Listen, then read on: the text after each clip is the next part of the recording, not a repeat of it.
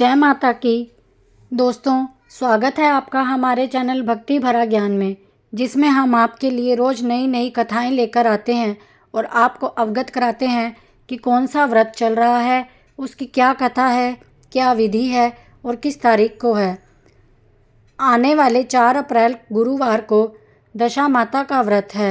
ये वही माता है जो हमारी बुरी दशा को अच्छी दशा में परिवर्तित करती है और हमारे घर में सुख समृद्धि का आशीर्वाद देती है। वैसे तो दशा माता के बारे में 10 कथाएं प्रचलित हैं, परंतु नल दमयंती की एक कथा बहुत प्रचलित है, जिसका हमने एक वीडियो में पूरा विस्तार से वर्णन किया हुआ है, जिस वीडियो का नाम है दशा माता की व्रत कथा। इस वीडियो में हम सुनेंगे दशा माता व्रत की चौथी कथा। तो आइए अब शुरू करते हैं। एक साहूकार था, उसके परिवार में 5 पुत्र, उनकी बहुएं तथा एक पुत्री थी। पुत्री का विवाह हो चुका था, परंतु उसका गोना नहीं हुआ था। इस कारण वह भी अपने माता पिता के घर में रह रही थी। एक दिन साहूकार की पत्नी दशा माता का डोरा ले रही थी। उसकी बहुओं ने भी डोरे लिए। बहुओं ने अपनी सास से पूछा कि क्या ननद जी के लिए भी डोरा लेना है। सास ने कहा हाँ। इस पर बहुओं ने कहा कि उनकी तो विदाई होने वाली है, यदि व्रत से पहले ही विदा हो गई तो क्या होगा। सास ने उत्तर दिया, मैं व्रत का सारा सामान साथ में रख दूंगी, वह अपने ससुराल पूजा कर लेगी। ऐसा ही हुआ। उसके ससुराल से लेने उसका पति आ गया। माँ ने बेटी को विधि पूर्वक विदा किया। उसकी पालकी में पूजा का सब सामान रखवा दिया। लड़की जब अपने ससुराल पहुंची तो उसे घर के आंगन में गलीचा बिछाकर बैठाया गया। आस पड़ोस की महिलाएं नई बहू को देखने आने लगी। सब उसकी सुंदरता और गहने कपड़ों की तारीफ करने लगे। किसी की निगाह उसके गले में बंधे डोरे पर पड़ गई। वह बोली, बहू की माँ बड़े टोटके वाली है। सबकी निगाहें उसकी बात सुनकर उसके गले में पड़े डोरे पर जा रुकी। सभी स्त्रियां डोरे के बारे में अपनी अपनी राय प्रकट करने लगी। शाम को सास, ननद, देवरानी, जेठानी, घर की सभी स्त्रियां इस डोरे की चर्चा करने लगी। सब डोरे की निंदा कर रही थी। सुबह से शाम तक डोरे के बारे में सुनते सुनते बहू का दिमाग खराब हो गया। उसने डोरे को गले से उतार कर जलती हुई आग में डाल दिया। डोरे के जलते ही सारे घर में आग लग गई। घर में रखा सब धन धान्य जल गया। सब आदमी अपने प्राण बचाकर घर से बाहर भागे। अब केवल घर में नई बहू और उसका पति रह गया। बाकी सब भाग गए थे। घर का सारा सामान जल गया। घर में अब न खाने को अनाज था, न पहनने को कपड़े। इसलिए दोनों पति पत्नी गांव छोड़कर रोजगार खोजने चल दिए। चलते चलते वो उसी गांव में पहुंच गए जहां की वो लड़की थी। लड़की ने अपने पति से कहा, तुम यहाँ भाड़ झोंको, मैं भी कोई काम ढूंढती हूँ। पत्नी का कहना मानकर वह भाड़ झोंकने लगा और वह स्वयं एक कुएं पर जाकर बैठ गई। उस कुएं पर सारे गांव की स्त्रियां पानी भरने आया करती थी। उस लड़की की भाभियां उस कुएं पर पानी भरने आई, परंतु उन्होंने अपनी ननद को नहीं पहचाना। वे उससे बोली, तुम तो किसी भरे घर की लड़की मालूम होती हो, कुछ काम करना चाहती हो तो बोलो। लड़की बोली, काम तो करूँगी, परंतु कोई नीच काम नहीं करूँगी। बड़ी भाभी बोली, हमारी ननद ससुराल चली गई है, तुम हमारे बच्चों की देखभाल करती रहना, हमारे घर से सीधा लेकर अपना भोजन बना लिया करना। लड़की इस काम के लिए राजी हो गई।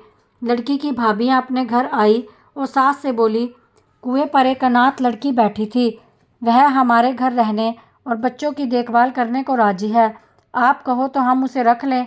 सास ने कहा, हाँ खुशी से रख लो, परंतु आपस में कलह मत करना। सब बहुएं राजी हो गई। वह वापस कुएं पर आई और उसे घर ले जाने के लिए गई। वह अपने भतीजे और भतीजियों की देखभाल करने लगी और अपना जीवन निर्वाह करने लगी। एक दिन दशा माता का डोरा लेने का अवसर आया। सास के कहने पर सब बहुओं ने डोरा लिया। बहुओं ने सास से पूछा कि क्या इस लड़की के लिए भी डोरा लेना है। सास ने कहा हाँ। बहुओं ने कहा, इसी प्रकार आपने ननद जी के लिए भी डोरा ले लिया था, परंतु पूजा से पहले ही उनकी विदाई हो गई। अब इस लड़की को डोरा दिलाना चाहती हो, यदि यह पूजा से पहले चली गई तो क्या होगा। सास बोली, तुम्हारी ननद ने अपने घर जाकर पूजा की होगी। यह लड़की पूजा होने तक इसी घर में रहेगी तो अपने आप पूजा में शामिल हो जाएगी। यदि कहीं चली गई तो वहाँ पर पूजा कर लेगी। सर्वसम्मति से लड़की ने भी दशा माता का डोरा ले लिया। 9 दिन तक दशा माता की कहानी और व्रत पूजन में शामिल होती रही। 10वें दिन लड़की की माता व बहुओं ने स्नान किया और घर में चौका लगाया, पूजन की तैयारी की। लड़की बहुओं से बोली, यदि पुराना कपड़ा मिल जाए तो मैं भी स्नान कर लूँ। बहुओं ने अपनी सास से पूछकर अपनी ननद की साड़ी उस लड़की को दे दी। अपनी पुरानी साड़ी लेकर वह स्नान करने लगी। उसके सर से स्नान करके साड़ी पहनी और घर आ गई। घर पर पूजा आरंभ हो गई। जैसे ही पूजा के पास आकर बैठी तो बहुओं ने कहा, यह तो हमारी ननद जैसी लग रही है।